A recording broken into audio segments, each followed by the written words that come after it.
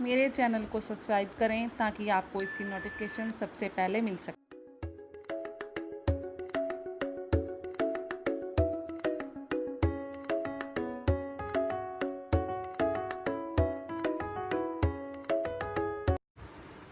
भगवान के डाकिये।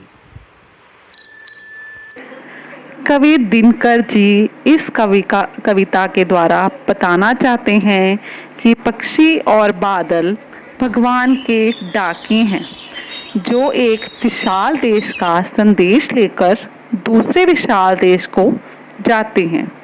उनके लाए पत्र हम नहीं समझ पाते, मगर पेड़ पौधे, जल और पहाड़ पढ़ लेते हैं। यहाँ कवि ने बादलों को हवा में, पक्षियों को पंखों पर तैरते हुए दिखाया है।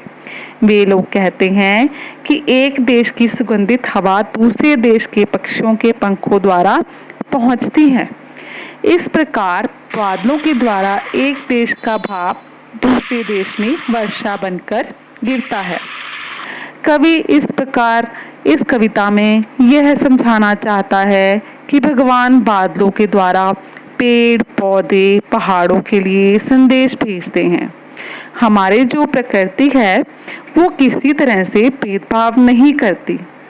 एक देश से दूसरे देश बादल अपना पानी लेकर जाते हैं और न जाने कहां पर जाकर बरसाते हैं। इसी तरह से पेड़ पौधों की सुगंध, हवा और पहाड़ों के संदेश एक दूसरे तक पहुंचते हैं।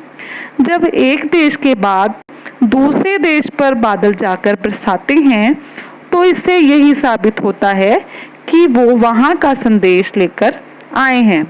वास्तव में पूरी दुनिया ही ईश्वर ने बनाई है।